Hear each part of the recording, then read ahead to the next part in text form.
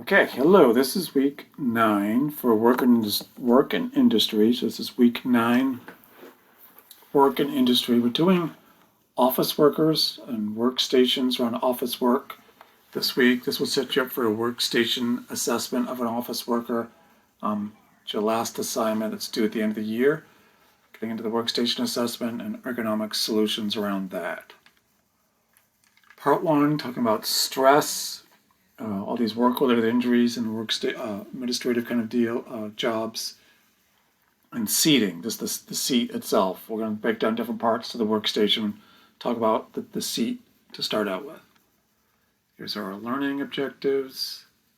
Again, it's crucial to know these for the final exam.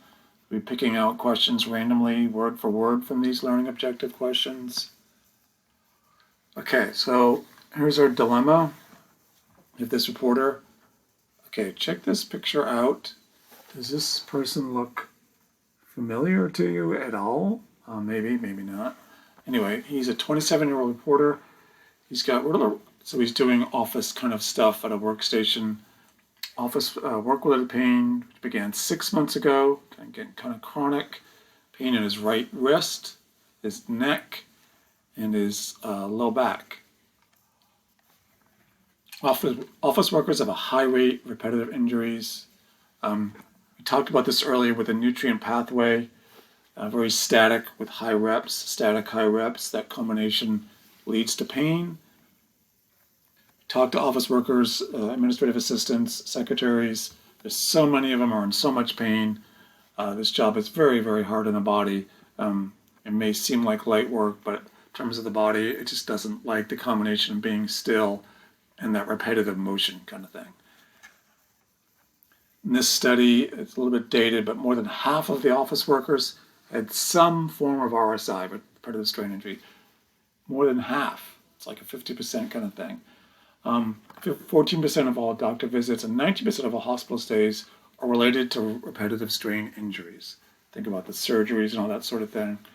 There are nearly 1 million new cases of carpal tunnel yearly. Carpal tunnel results in the highest number of days lost among all work-related injuries. It's just huge. CTS is huge. The cost to the business, the cost to the worker, anything you can do, and that's kind of where we come in as OTs, to reduce that number is a huge deal for a business. It's going to save them money and really justify our services. Each worker compensation claim for an RSI costs between $20,000 and $100,000. Again, this is dated. It's probably higher. Lots of money at stake here. RSI costs employers over $20 billion yearly. So this is what the numbers you need to use. If you're going to do a ergonomic program and you want to advocate to a business and say, I can help you, I can save you all kinds of money. This is the kind of money that's going out the door because of these injuries. I can reduce that number through these particular strategies and ideas that we learn and that you know about as OTs. A lot of stress in office work.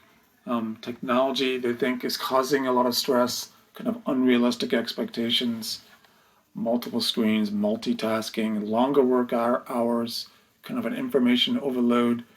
Brain does not like it. Fast technology can create stress when the worker is forced to use slow non-technology such as social interactions, telephone tech breakdowns. Basically, though, it's unrealistic demand, no control. Unrealistic demand, you're expecting them to do more than they can. This stack of work, she can't get to it in a 40-hour work week. It's just too much. She has no control. She's being told what to do. No creativity, no input. Leads the job dissatisfaction, which leads to high tone, stress, RSI injuries. It's that cycle kind of thing that we've been talking about a lot. Okay, so let's kind of break it down. The office work can be very painful, very stressful. What can we do to make it better for people? Some strategies and ideas. Starting out with the seating. This is a great images of all these different types of seating that are going to be trendy in office work. We'll kind of break some of these down. This one, to me, is the coolest. He's not fighting gravity. He's putting him in an ideal position. Everything's just lined up super neat. Probably cost $1 million for this chair, but it's pretty cool. Different versions like this, bringing her up close to standing and then all the way in standing. These are big at Hassan now. You might notice a lot of professors office workers are going from sitting to standing, and they have this desk that kind of recline up, and it's good. It's not, not beautifully perfect, but it's a good step in the right direction. This guy's pedaling as he does stuff. He has terrible ergonomics with his workstation, but he's pedaling, getting some flow going, circulation going. It's not still. Again, think of the nutrient pathway deal, the stillness, the staticness with the reps. He is more dynamic. It's more flow going. Same thing here when she's doing a treadmill, she's doing stuff. I mean, this is good for light stuff, but if you're doing something intense, like say writing a paper or something, I think it'd be hard to do this without, falling over, so to speak. What's the bottom line with office chairs? They need to be adjustable. This obviously does not fit this dude, and it's not adjustable. The 90-90 rule, we talked about that. Apply that generally. You don't have to kind of stick to it facetiously, but that's your general guideline. The 90-90 rule, not happening here, obviously. Fitting the body of the user, be adjustable in all areas. Everybody has a different body type. The more adjustable it is, the better. More applicable for multiple users. Chair casters. Where's a chair? I don't have a chair. Chair casters, little wheels on the chairs. Match the floorings, so you can roll easier. Adequate lumbar support. Good linear alignment, no twisting. Feet flat on the floor, ideally, or some kind of help to facilitate that. The ball, these were like the rage for a while. What they do is they get you, she's got a really great anterior tilt, really increases the activations of the spinal extensors, but sitting like that over the day, what's not good about this is the laptop. It kind of screws up her wrists and her neck. But sitting over this long day is very fatiguing, exhausting to the back, the extensor muscles, going to cause more problems. It doesn't really seem to alter people's seating habits over the long haul. They seem to start to slouch again anyway and increase levels of discomfort. So not the thing that they thought they were. What about standing? We talked about that. Some say sitting is the new smoking. Really, it's inactivity that's the new smoking. Inactivity is just really awful on the body, and we're very inactive as people. It's leading to obesity, leading to diabetes, all these awful things that are cardiovascular disease. Sitting may increase the risk of cardiovascular disease, but no evidence supports that standing diminishes that harm. Standing burns only 8 calories more than sitting. Standing for long periods can cause enlarged veins and blood to pool in the feet. So standing long periods is not good either. It's moderation.